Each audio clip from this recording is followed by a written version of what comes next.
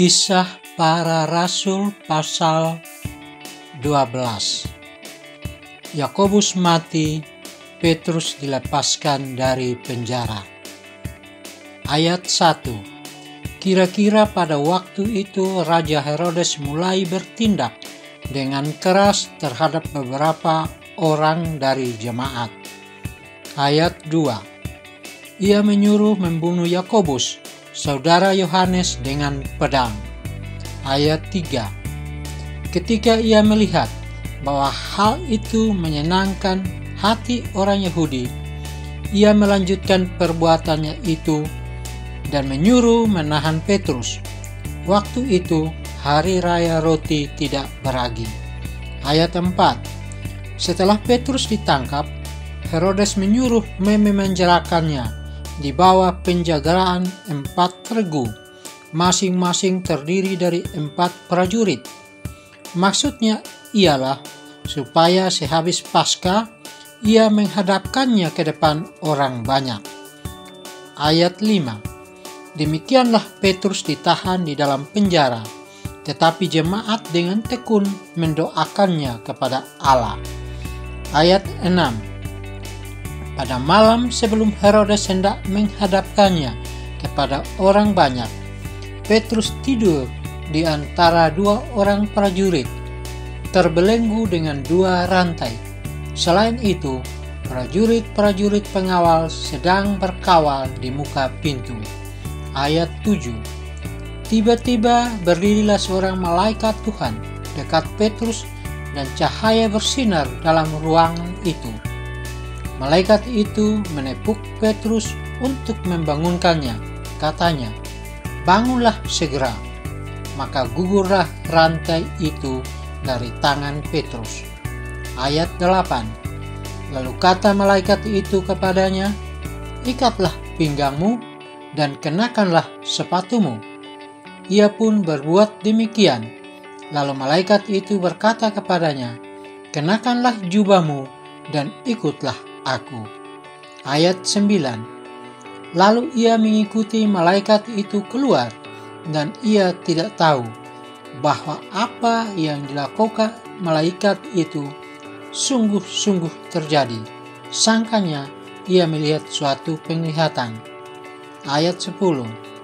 Setelah mereka melalui tempat kawal pertama dan tempat kawal kedua, sampailah mereka ke pintu gerbang besi yang menuju ke kota. Pintu itu terbuka dengan sendirinya bagi mereka. Sesudah tiba di luar, mereka berjalan sampai ke ujung jalan, dan tiba-tiba malaikat itu meninggalkan dia. Ayat 11. Dan setelah sadar akan dirinya, Petrus berkata, "Sekarang tahulah aku benar-benar bahwa Tuhan telah menyuruh malaikatnya dan menyelamatkan aku dari tangan Herodes dan dari segala sesuatu yang diharapkan orang Yahudi." Ayat 12. Dan setelah berpikir sebentar, pergilah ia ke rumah Maria, ibu Yohanes, yang disebut juga Markus. Di situ banyak orang berkumpul dan berdoa. Ayat 13. Dan ketika ia mengetuk pintu gerbang, datanglah seorang hamba perempuan bernama Rode untuk mengetahui siapa yang mengetuk itu. Ayat 14. Ia terus mengenal suara Petrus, tetapi karena girangnya ia tidak membuka pintu gerbang itu dan segera masuk ke dalam untuk memberitahukan bahwa Petrus ada di depan pintu gerbang. Ayat 15. Kata mereka kepada perempuan itu, "Engkau mengigau." Akan tetapi ia tetap mengatakan bahwa benar-benar demikian. Kata mereka, "Itu malaikatnya." Ayat 16. Tetapi Petrus terus-menerus mengetuk, dan ketika mereka membuka pintu dan melihat dia, mereka tercengang-cengang. Ayat 17. Tetapi Petrus memberi isyarat dengan tangannya supaya mereka diam. Lalu ia menceritakan bagaimana Tuhan menuntunnya keluar dari penjara. Katanya, beritahukanlah hal ini kepada Yakobus dan saudara-saudara kita.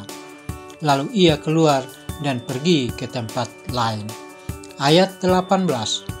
Pada keesokan harinya, gemparlah prajurit-prajurit itu. Mereka bertanya-tanya, apakah yang telah terjadi dengan Petrus?